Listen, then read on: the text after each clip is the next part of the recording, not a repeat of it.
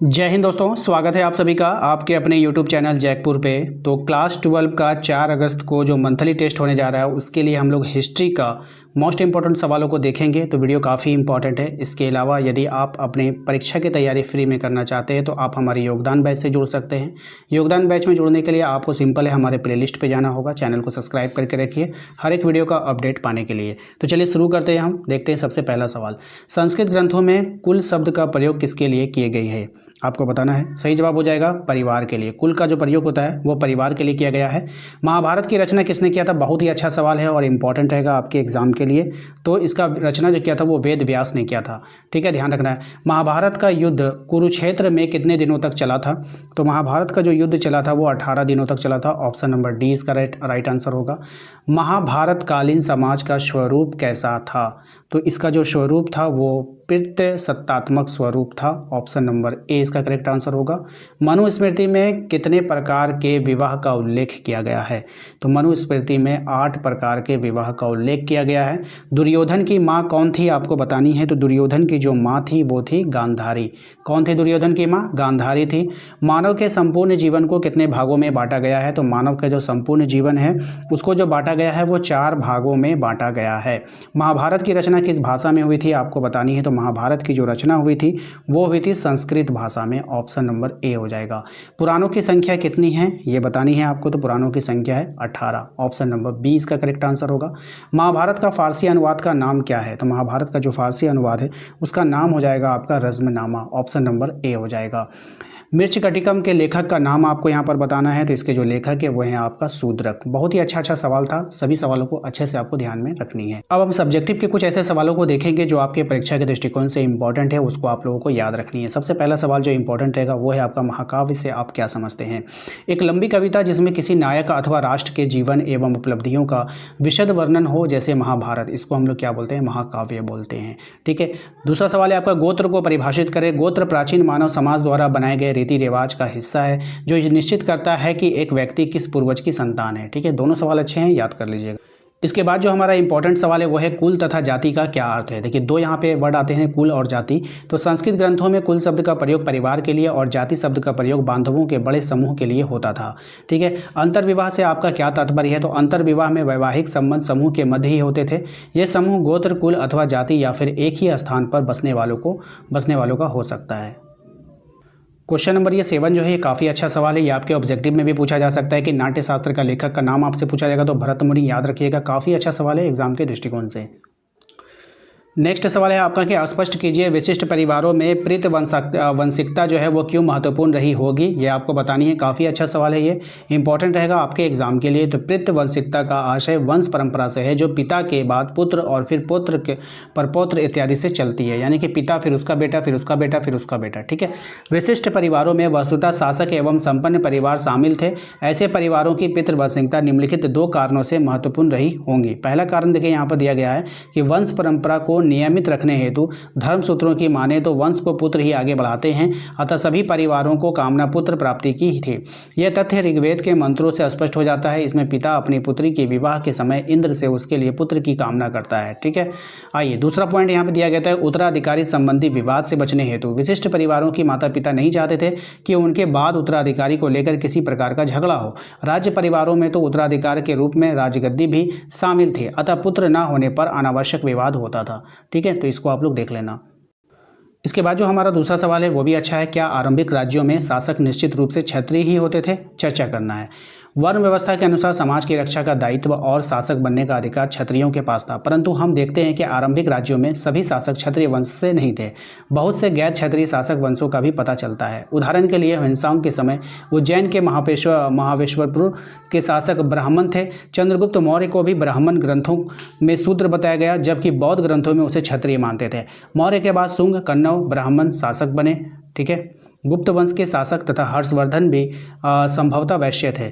इनके अतिरिक्त प्राचीन काल में बाहर से आने वाले बहुत से आक्रमणकारी शासक शक, कुषाण इत्यादि भी क्षत्रिय नहीं थे। दक्कन भारत के सातवाहन शासक भी स्वयं को ब्राह्मण कहते थे। इस प्रकार कह सकते हैं कि आरंभिक राज्यों में अधिकांशतः शासक क्षत्रिय होते थे, परंतु सभी शासक क्षत्रिय नहीं होते थे। इसके बाद जो मोस्ट इंपॉर्टेंट सवाल रहेगा वो हमारे एग्जाम के लिए कि महाभारत के महत्व पर प्रकाश डालिए। तो महाभारत भारतीय संस्कृति तथा हिंदू धर्म के विकास का लेखा जोखा है। यह एक बहुआयामी ग्रंथ है। इसमें समाज के सभी अंग जैसे राजनीति, धर्म, दर्शन तथा आदर्श की झलक मिलती है। इसमें युद्ध, शांति, सद्गुण व दुर्गुण की व्याख्या की गई है। भारतीय इतिहास का महत्वपूर्ण स्रोत है। रूपक कथाएं संभवतः काल्पनिक है। निश्चित रूप से सामाजिक मूल्यों के अध्ययन के लिए महाभारत एक अच्छा स्रोत है। इस प्रकार महाभारत की महत्ता को समझा जा सकता है। ठीक है। नेक्स्ट जो इंपॉर्टेंट सवाल है वो है मनुस्मृति में वर्णित चंडालों का वर्णन कीजिए। काफ़ी अच्छा सवाल है कि चंडालों के बारे में मुख्य रूप से वर्णन मनुस्मृति में किया गया है। इसके अनुसार चांडालों को गांव से बाहर रहना पड़ता था। उन्हें रात में गांव में आने की आज्ञा नहीं थी। वह लोगों के फेंके हुए बर्तनों और चीज़ों का इस्तेमाल किया करते थे। मृत शवों से उतार कर कपड़े पहना करते थे। सभी शवों का अंतिम संस्कार उन्हीं के द्वारा किया जाता था।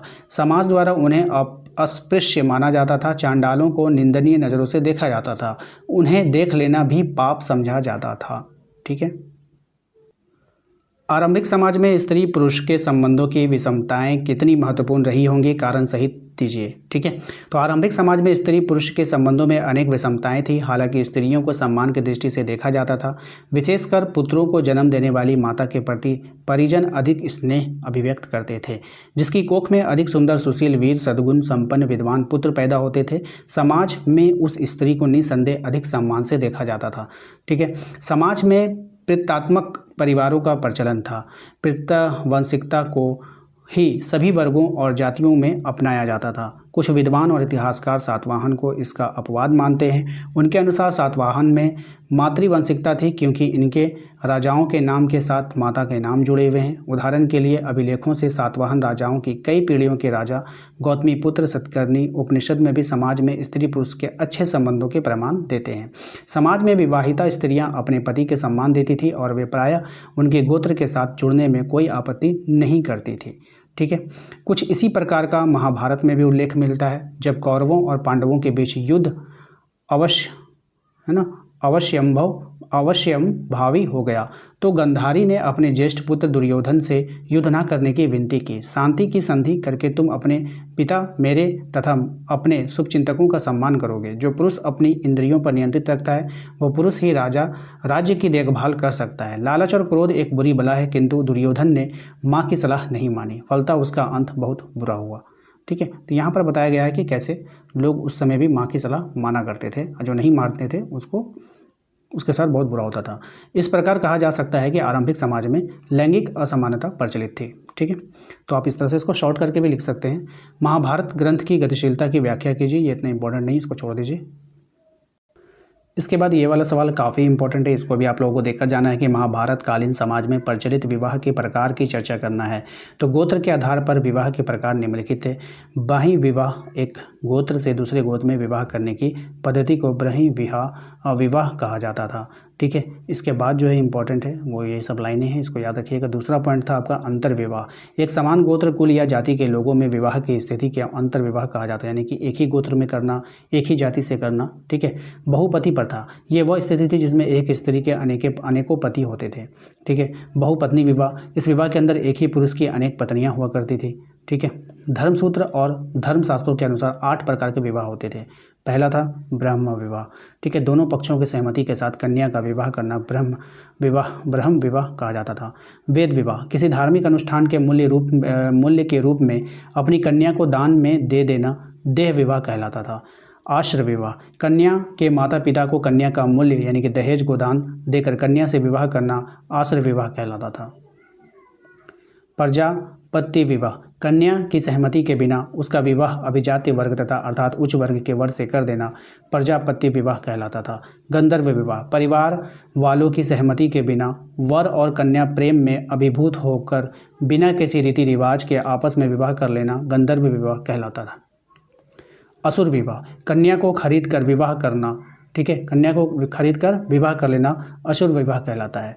राक्षस विवाह, कन्या की सहमति के बिना उसका अपहरण करके जबरदस्ती विवाह कर लेना राक्षस विवाह कहलाता है।